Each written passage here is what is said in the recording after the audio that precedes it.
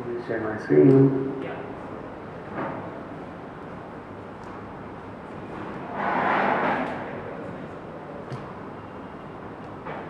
Hey guys, very nice to be here. Thanks so much for having me. This is Rishabh. I'm one of the co-founders of Socket. We're the first chain abstraction protocol.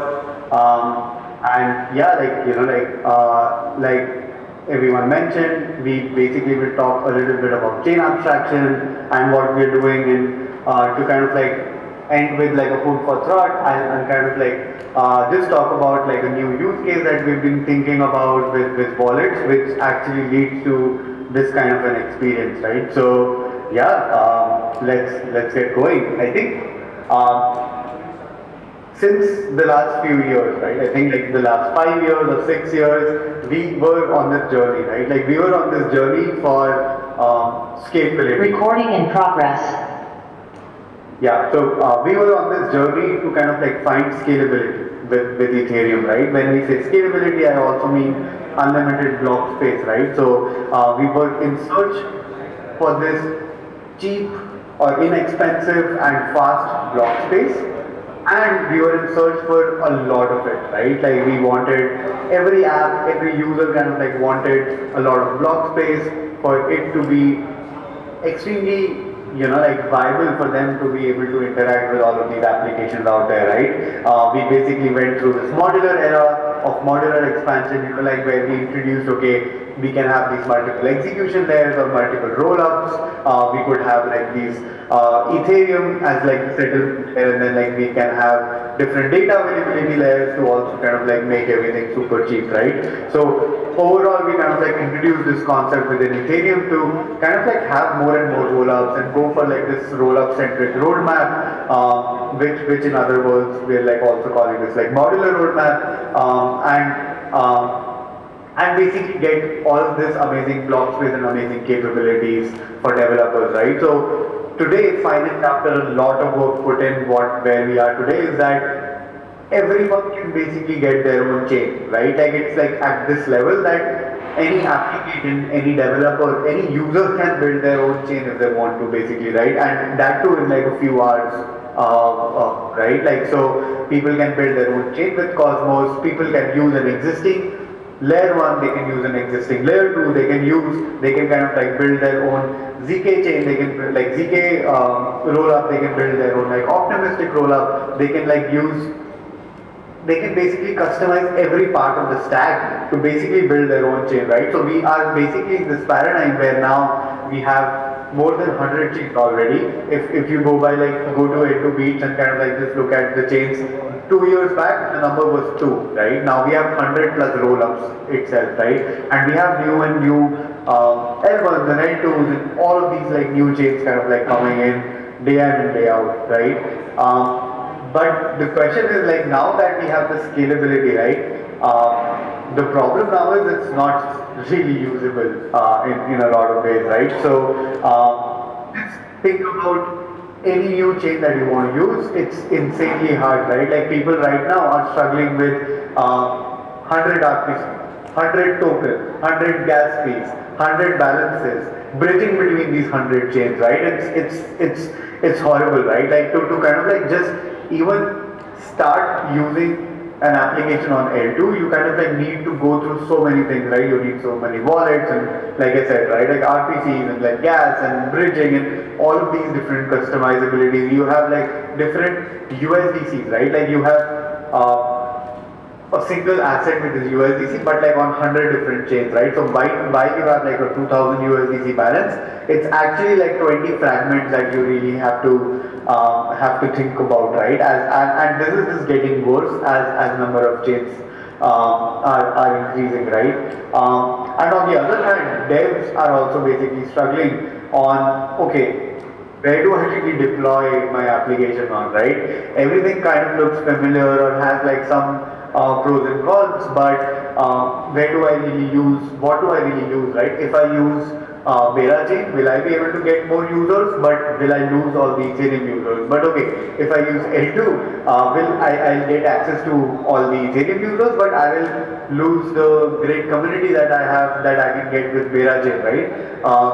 Devs are super confused because of all of these trade-offs that exist between these different chains, right? They're not able to make the right decisions or the best decisions for their applications, right? And that's what brings us into chain abstraction.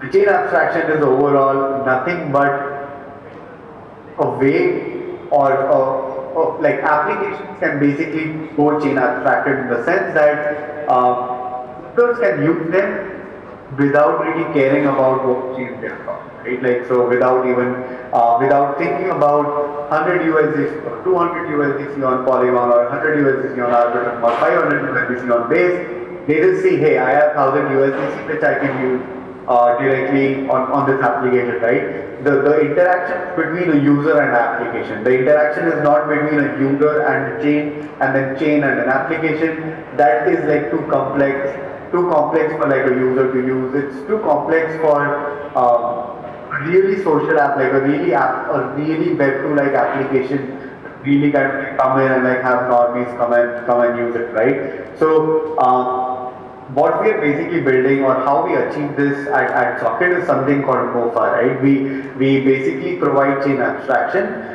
using MOFA. What we do is users just send their user request, right? Like they're like just, so if you have used something like CowSwap or OneInch, you might have, or just claimed some airdrop, for example, you might have seen you can basically have like a pop-up on MetaMask and you can sign a transaction. You don't need any on-chain transaction.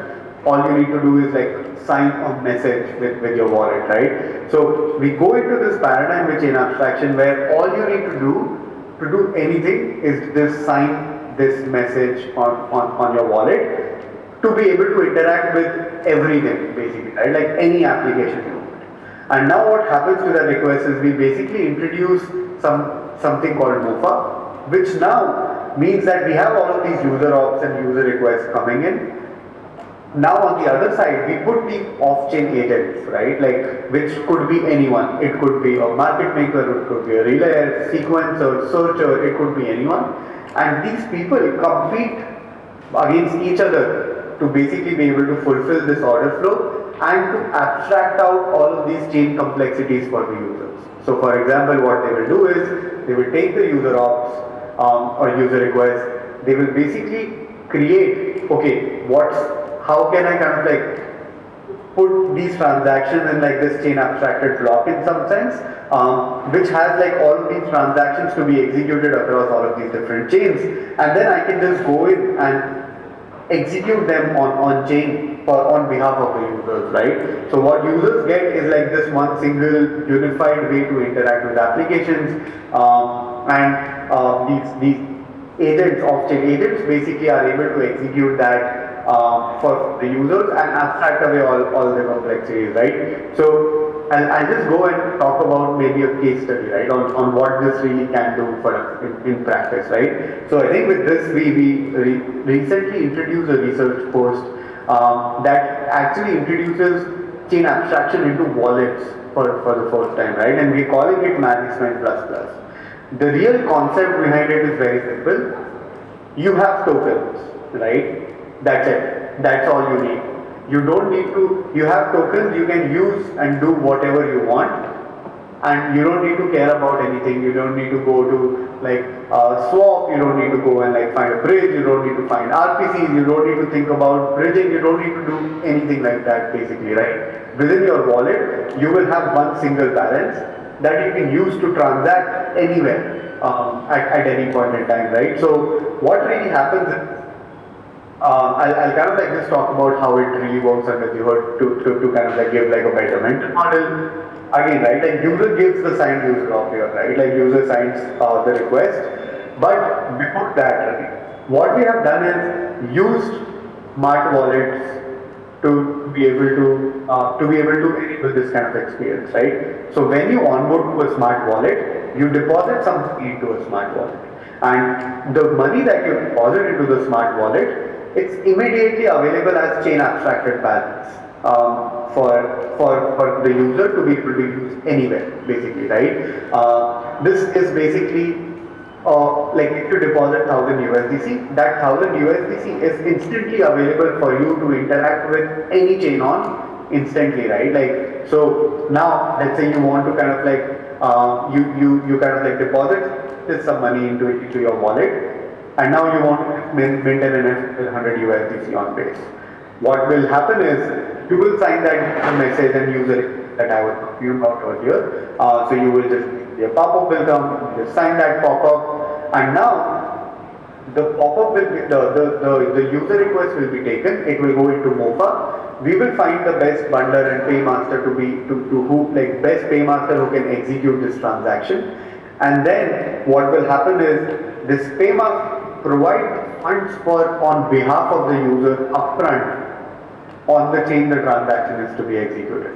So for example, in this case, the paymaster will provide gas plus some USDC to be able to execute the user's transaction or mint the NFT for the user, right? So it will basically, in this case, upfront provide 100 USDC plus whatever the gas is needed for the user to basically be able to mint that NFT and get that NFT into the wallet, right?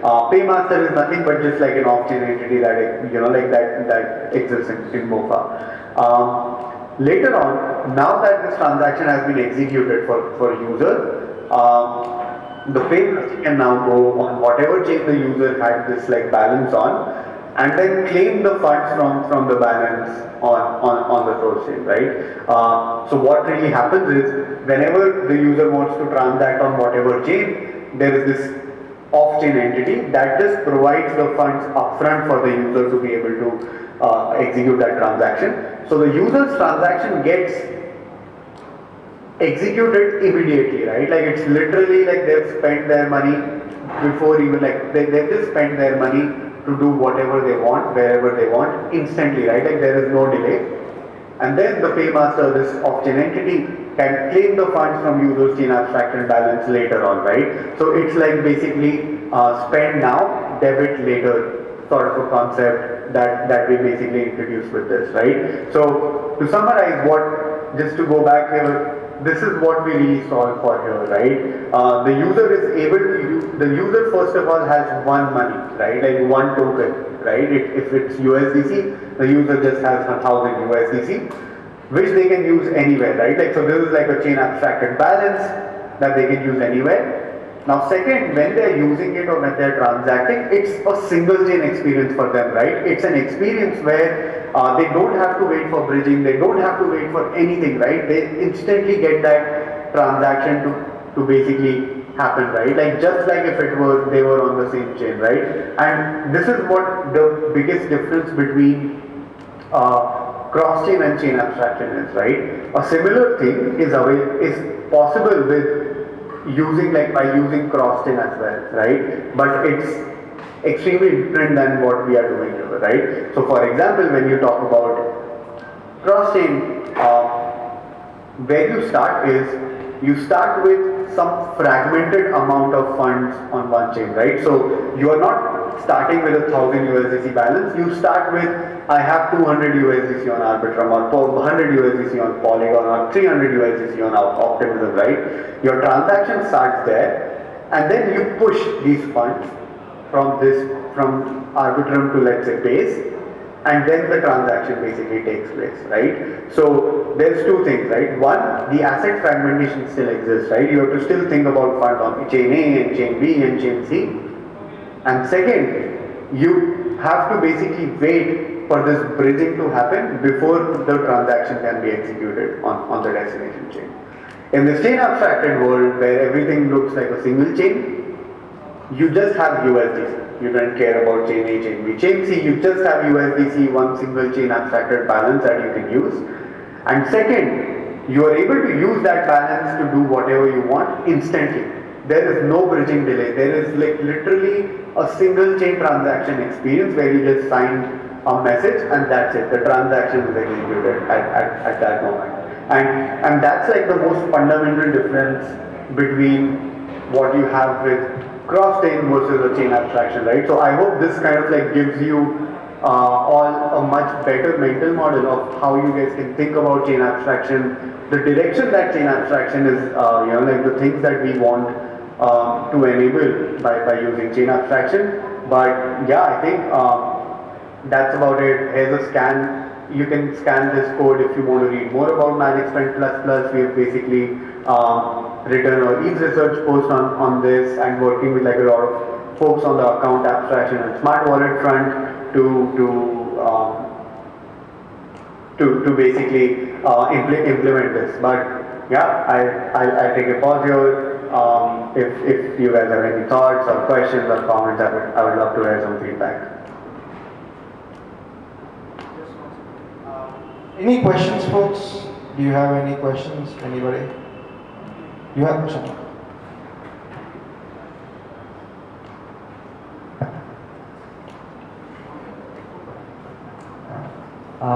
Yeah, so my question is like, how do we integrate this? Like, we are building like a account abstraction wallet, so we'll be happy to Yeah. have like a chain abstracted, like have it be chain abstracted. So, is there like a resource I can look up and how to get in touch with you guys?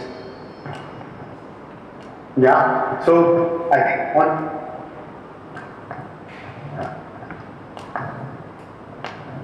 Go ahead. Yeah, awesome. I think like on how to get in touch with us, there are multiple ways. One, feel free to DM me on Twitter, feel free to DM me, like email me, or just kind of like when you like open the link to Management++, there's a small, there's like a community that we have started of builders who are working on the account abstraction problem and account abstraction space. You can also join that Telegram group and kind of like get in touch with not just us but the broader ecosystem who's working on chain abstraction as well as this Management++ problem. On in terms how you can use this and within your account abstraction wallet, right? One is working with these paymasters to become chain abstracted as well or offer these chain abstracted stack. In terms of like development for you guys, like it's fairly like we are basically working on like developing like and implementing this in like a more open way, right? Like so I think like once you hit us up, we would love to kind of like jam with you and write out like spec this out to be able to kind of like move towards this. So to summarize, just hit us up. We'll work with you. We're working with paymasters and like all people on the all people on like the paymasters and bundle and the infra side of things to kind of like come up with like a solid spec out implementation. Great. Any other questions? Rishabh. Rishabh, I saw that the slide of cross-chain versus chain abstraction, and I saw that you mentioned that there's guaranteed execution that happens with chain abstraction. I'm just curious, the user just initiates the transaction, but it's the paymasters, the bundlers that have to take care of the execution. But they're still kind of having to deal with all the problems across these chains anyway, right? So how does the execution get guaranteed there? I mean, there must be instances where paymasters and bundlers must be facing some sort of failed transactions on their own, right? Yeah. So this is a great question to do it. There are multiple aspects to this question, so let me just break things down a bit, right? First of all, what I meant by execution guarantees is a bit different. So what I meant in that slide is to, for example, here's a typical cross-chain transaction, right? Like I said, it was push. So there are two transactions that are banded together in some sense. One, your funds are bridged from chain A to chain B, and then these funds go into whatever action you have defined here, right? Like mint NFT, deposit in vault or whatever, right? Or swap or whatever. Let's take swap as an example. Let's say you configured a slippage parameter. If the slippage parameter is like changed or whatever has happened, your transaction will basically fail after bridging. So you will basically bridge the funds and then the transaction fails and then the user is just stuck with whatever funds it has, right? So that is what I meant by, or that is what I mean by execution failure, right? In this case,